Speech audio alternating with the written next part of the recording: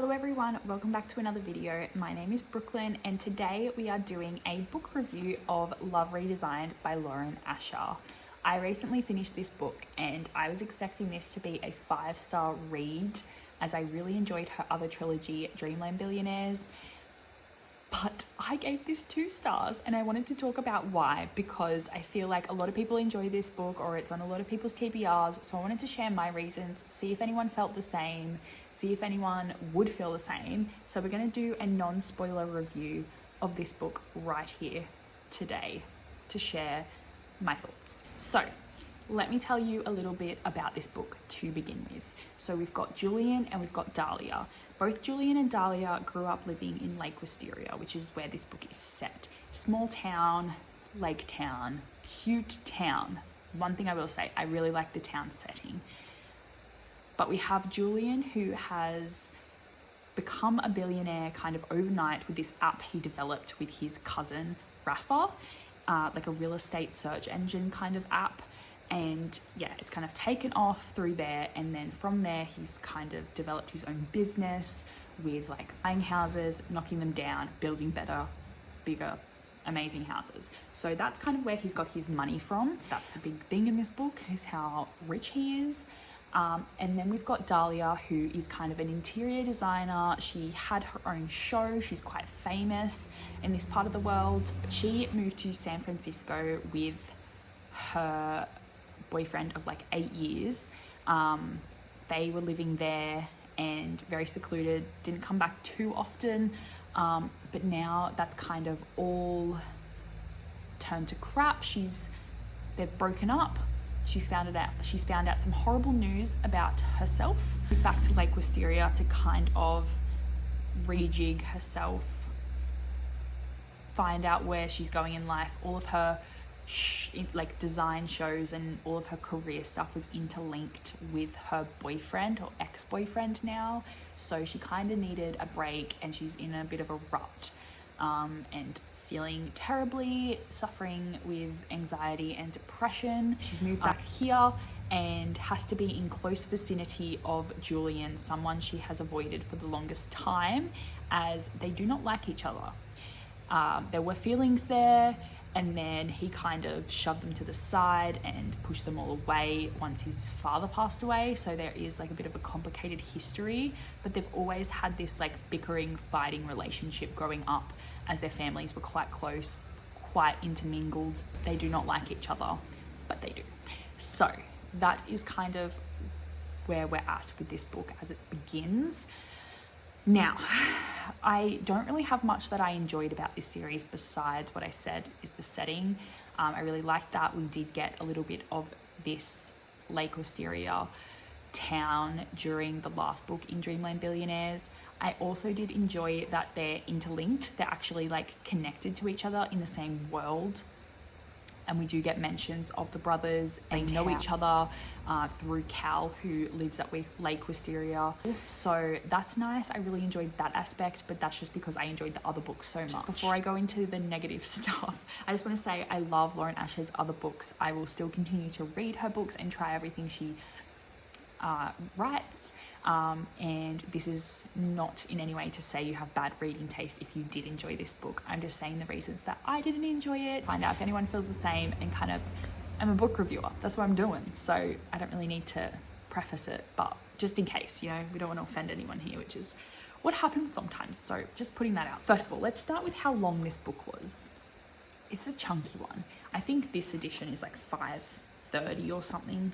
Yeah, around that bench line, 530, 550, which honestly I didn't think to be a problem for me going in, because her other books are quite chunky as well and I love them. I will read a lot of pages if the characters are awesome, if the characters are funny and exciting, have that banter, have that slow burn energy. But these ones did not have that. So they have to have those, they have to be interesting characters for me to want to read about them doing literally nothing. And that's what I felt in this book.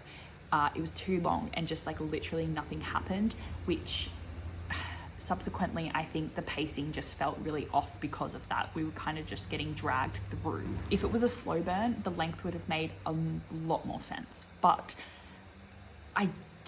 the way things panned out, to me, it wasn't really a slow burn. I feel like at like 30 to 50% was at the point where I'm like, okay, I don't care anymore because I can see where this is going, and there was no like struggle within the relationship. It's just like they both know how they feel and they're just not communicating it, like act on their feelings in other ways. So I just didn't like that aspect. This is just me being a slow burn lover.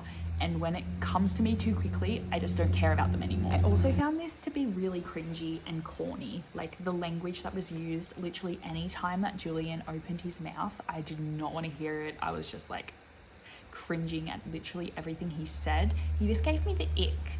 I don't know what it was about him. He really gave me the ick. Billionaire was such a big thing. I feel like in the other books that I've read with billionaires in them, it's just like a side little thing. But this one, I feel like Lauren Asher was trying to justify that he was a person and like ethical as a billionaire, which if you're a billionaire, technically I believe you're not an ethical person. His business, the real estate business, it's very unethical. Like you're selling houses for a lot of money, and that's just how it is, whatever, but it's a very unethical business to be in. And it was just it just kept getting repetitive about how Dahlia was telling us that he's not like the rest of the other billionaires, but he's exactly like the rest of the other billionaires because he got there the same way that they did, continuing to be a billionaire because he's a billionaire and not going to spend any of his money on people in need. So anyway, that just like irked me in this one. I never feel that in like any other ones. Like obviously I'm like, wish I was a billionaire, obviously. But I don't like it when it's shoved in your face like billionaires are great, because no, I don't believe that they are sometimes. Most of the time. Career aspect, they kind of were in forced proximity because the mother's manipulation was wild. Both of their mothers like tricked multiple times to get into forced proximity, even though they both shared their expression of I don't want to be in this person's vicinity and I don't want anything to do with them. They've grown up hating each other, bickering all the time, and being childish throughout, which is just continued in this entire book. Like, the thing that happened from that was they started on a project together where he was buying this house. One of the founders of the lake, she needed some purpose, needed to get back into it, and so his mum decided, was like, you should really ask her to do this project with you. And like, not asked, like more like made a kind of like bribed him by saying, I won't try and get you guys together if you ask her to do this, and then continue to do that anyway. So anyway, but like it's beside the point. Basically they got onto this building and doing some like carpentry work on the house, whereas he usually just like develops and does all like the behind the scenes paperwork and all that crap. But then, and she was doing like the interior design and yeah, like all the design aspects and stuff. And that's one thing, like it's supposed to be like a reno book. Like we've got the architectural kind of thing here on the front, and then like we've got like the ruler and the tools and all of that aspect of like renovation kind of thing on the beginnings of each chapter. But you don't actually see them doing any of that stuff. It's kind of like you're told that that's happened and then you're not really shown. It wasn't great as well. Like I really do enjoy that kind of thing. Like even a little bit of us seeing her passion for it.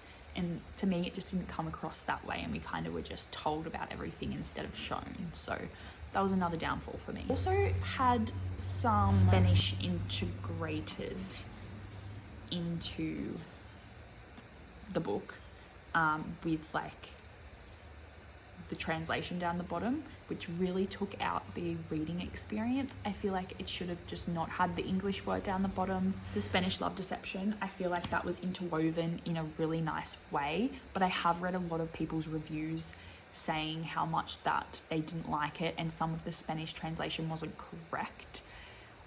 So yeah, I don't know about that, but it just, the words they were using just was a bit icky, and it just didn't work well, and like the way that they were talking between English and Spanish wasn't, from what I've heard from people that do speak Spanish, it just wasn't right. And I kind of felt that even though I don't speak Spanish, like it just didn't feel correct. So that was just another criticism I had of that, because it really took out of the reading experience and it kind of confused me a few times. But anyway, that is my kind of review. I will still continue this series because I have the second book, but I won't read the third one if that one goes badly, or I'll DNF next time, because I think I got to like halfway, maybe even 30% when they started to do stuff, and I was like, what's the point? Like, what's the point of reading the rest when I know what's going to happen, and it's just going to be miscommunication as always. Yeah, and he was giving me the ick big time, but I pushed through for the romance trope readathon. But I won't be doing that with the second one. If I'm not enjoying it, I will DNF. But I feel like it has tropes that I will enjoy a lot more, whereas I feel like just literally nothing happened in this book. It was 500 pages of nothing.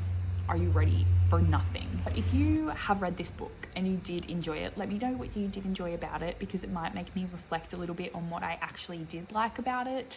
But at the same time, I would love to know if anyone felt the same as me, because that might be validating. Because I was very angry after I finished this. I was like, could not believe that a 5-star prediction was a 2-star. Like, that sucks when it happens. But anyway, it's over now, and I'm showing my thoughts on here. So hope you enjoyed this video. Let me know what you're currently reading, what you're up to. Would love to know. And yeah, I'll see you in the next one. Bye.